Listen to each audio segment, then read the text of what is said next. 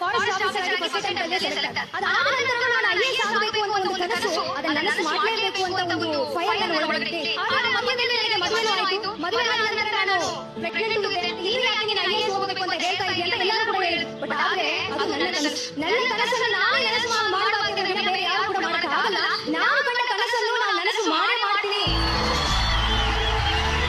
ಒಂದು ಸಮಸ್ಯೆ ಏನಿತ್ತು, ಅವಾಗ ನಮಗೆ ಹೆರಿಗೆ ಟೈಮ್ ಪಕ್ಕದಲ್ಲಿ ಪ್ರಿಲಿಮಿನರಿ ಎಕ್ಸಾಮ್ ಇದ್ದಾಗ ನಮಗೆ ಹೆರಿಗೆಗೆ ಒಂದು ವಾರ ಅಷ್ಟೇ ನಮಗೆ ವ್ಯತ್ಯಾಸ. ಅವಾಗ ನಮ್ಮ ಫ್ಯಾಮಿಲಿ ಡಾಕ್ಟರ್ ಹತ್ರ ಕೇಳಿದ್ವಿ, ನಾವು ಹೋಗಿ ಎಕ್ಸಾಮ್ ಬರೆಯಬೇಕು, ಟ್ರಾವೆಲ್ ಮಾಡಬಹುದು ಅಂತ ಕೇಳಿದ್ವಿ. ಬಟ್ ಆದ್ರೆ ಡಾಕ್ಟರ್ ಹೇಳಿದ್ರು, ನೀವು 35 ವೀಕ್ಸ್ ಕಂಪ್ಲೀಟ್ ಆಗಿದೆ, ಯಾವಾಗ ಬೇಕಾದ್ರೂ ನಿಮಗೆ ಡೆಲಿವರಿ ಆಗಬಹುದು, ನಾನು ರೆಕಮೆಂಡ್ ಮಾಡೋದಿಲ್ಲ, ನಿಮ್ಮ ಓನ್ ರಿಸ್ಕ್ ಅಲ್ಲಿ ನೀವು ಹೋಗಬಹುದು ಅಂತ ಹೇಳಿ. ಆಯ್ತು, ನಾವು ಹೋಗಿ ಎಕ್ಸಾಮ್ ಬರ್ಕೊಂಡು ಬರೋಣ ಅಂತ ಹೋಗಿ ಬರ್ಕೊಂಡು ಬಂದೆ. ಅದಾದ ನಂತರ ನನಗೆ ಮಗುನು ಹುಟ್ಟಿತು ಒಂದು ವಾರದಲ್ಲಿ. ಮೇನ್ಸ್ ಎಕ್ಸಾಮ್ ಇದ್ದಾಗ 4 ತಿಂಗಳ ಮಗುನ ಇಟ್ಕೊಂಡು ಎಲ್ಲರೂ ಹೇಳಿದ್ರು, ಇದೆಲ್ಲ ಸಾಧನೆ ಇಲ್ಲ, ಪ್ರಿಲಿಮ್ಸ್ ಎಲ್ಲ ಕ್ಲಿಯರ್ ಮಾಡಿದ್ರಿ, ಮೇನ್ಸ್ ಎಕ್ಸಾಮ್ ಅವರು ಎಲ್ಲರೂ ಕೂಡ ಎಷ್ಟೋ ರಾತ್ರಿಗಳು ಕಷ್ಟಪಟ್ಟು ಓದ್ತಾ ಇದ್ದಾರೆ, ನೀವು ಒಂದು ಮಗುವನ್ನು ಇಟ್ಕೊಂಡು ಮಗುವನ್ನು ನೋಡಿಕೊಂಡು ರಾತ್ರಿ ನಿಮಗೆ ಮಲಗಕ್ಕಾಗಲ್ಲ, ಅದಕ್ಕೆ ಟೈಮ್ ಸಾಲಲ್ಲ, ನೀವು ಎಲ್ಲಿಂದ ಓದ್ತೀರಾ ಅಂತ ಎಲ್ಲರೂ ಕೂಡ ಪ್ರಶ್ನೆ ಮಾಡಿ. ಬಟ್ ಆದ್ರೆ ಮೇನ್ಸ್ ಎಕ್ಸಾಮ್ ಕೂಡ ಕ್ಲಿಯರ್ ಆದ್ರೆ 7 ತಿಂಗಳ ಮಗುವನ್ನು ಇಟ್ಕೊಂಡು ಇಂಟರ್ವ್ಯೂ ಕೂಡ ಹೋದೆ. ಇಂಟರ್ವ್ಯೂ ಕ್ಲಿಯರ್ ಆಗಿ 9 ತಿಂಗಳ ಮಗು ಇದ್ದಾಗ ನಾನು ಐಎಎಸ್ ಅಧಿಕಾರಿಯಾಗಿ ಟ್ರೈನಿಂಗ್ ನಾನು ಮೈಸೂರಿಗೆ